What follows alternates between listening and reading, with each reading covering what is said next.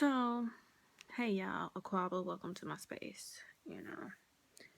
A lot of you may or may not know, but last week, last Wednesday, um, not the one that just passed, the one before it, I went to the hospital for my annual cardiology appointment.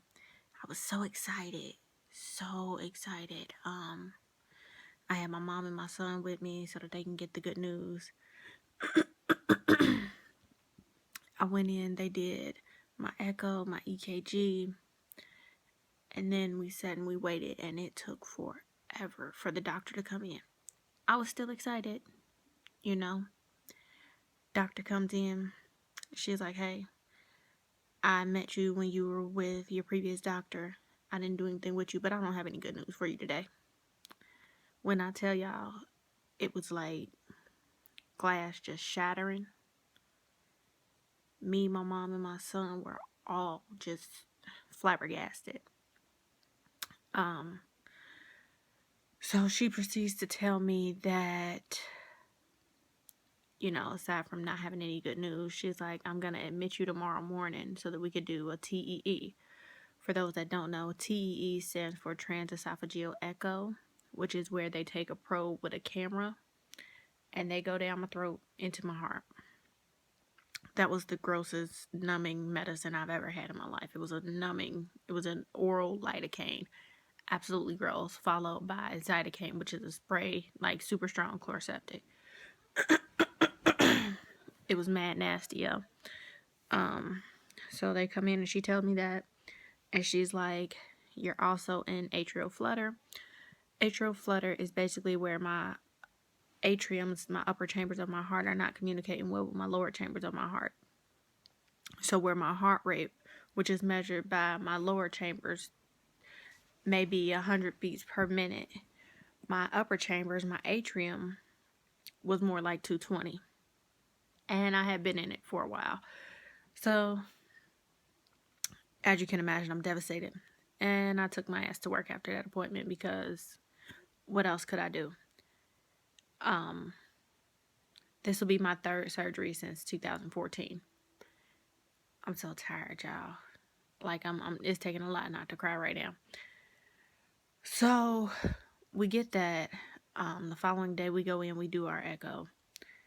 And not only do they do the TEE, but they do a cardioversion. A cardioversion is where they shock your heart to get it back into a sinus or a regular rhythm. I don't know if y'all can still see it, but that circle right there, that patch, that's the burn. I got one on my back, is square, from the pad that they used when they did the cardioversion, when they shocked my heart. They put me on medicine. They put me on Coumadin. They put me on another blood thinner. It was called Lovenox, and it was a shot that I had to inject myself with twice a day. It was supposed to be for 3 days. It turned out being for 5. I got bruises all over my stomach. I won't show y'all that right now, but it became very irksome, very aggravating. It felt like liquid fire every time I did it. And they gave me metoprolol. Metoprolol is a beta blocker, and I'm restless. I don't sleep much no more. I'm frustrated, y'all. I'm really, really frustrated. So now I have another procedure that I go in to do. And this go round, the surgery that I'll be having will be a complete valve replacement. For those wondering, the previous repairs, so I had a surgery when I was a kid because they had to put a wall in. I also have atrial septal defect, which is a hole in my wall where the valve connects.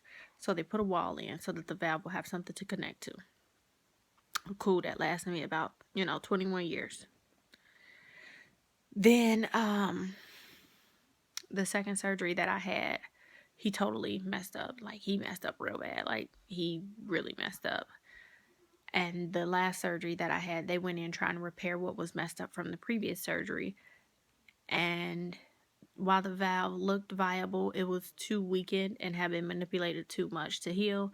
And so it became like, how you lose a lot of weight and you still got that skin on your arm that you can't do nothing with. It's like that skin on your arm. It's just hanging there, stretch marked out, just dangling, just inflatable arm to be thing, man. Um, so here we are talking about the types of valves, and I got another procedure where they're gonna go in. I'll be sedated again. They're gonna go in and figure out what's triggering the atrial flutter, because if they can stop it when they go in and see, they'll do it then. If not, they'll go ahead and have the surgeon do it when they cut me open, take my heart out my chest, all of that fun stuff. And I'm not gonna sit up here and pretend to be strong and say that I'm doing okay, because honestly, I'm beyond frustrated. I'm livid. I am mad. I'm just mad, y'all. It's like life and death are playing monkey in the middle, and I'm the monkey. And every time I get close to life, death is like, haha, psych, just kidding. You can't have that. I've been fighting to live my entire life, and I'm tired. I'm tired. It's always extra. You know, I've never not worked out. I've never not eaten well. I've always done these things thinking that it was gonna give me a chance to live and not have to need any medication and not have to need other surgeries. And clearly it failed. And I mean, it's women who everybody tends to have compassion for them when they have babies back to back, but it's like, this ain't a baby, this is my heart coming out my chest.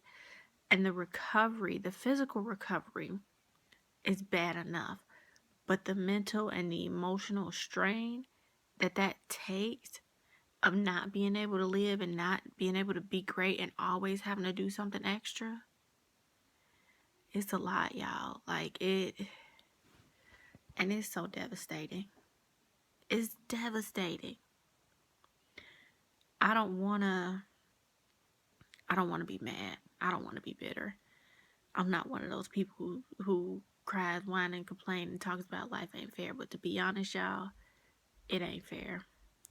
You know what I'm saying? Trayvon Martin's killer is still walking around. Anatomically, his heart functions well.